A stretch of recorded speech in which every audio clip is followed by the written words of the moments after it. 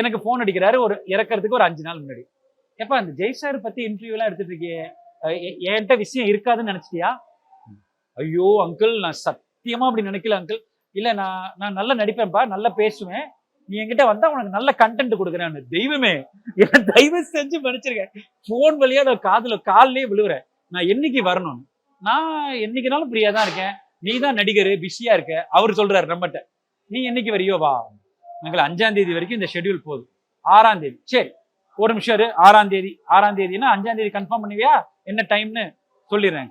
6ஆம் தேதி ஜூன் 6 எனக்கு அவரோட டேட் இருக்கு அந்த இன்டர்வியூக்காக.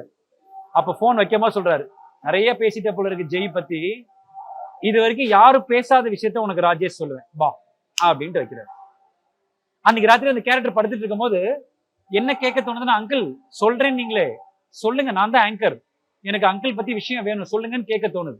ஆனா அந்த கேரக்டர் அப்படியே படுத்துது.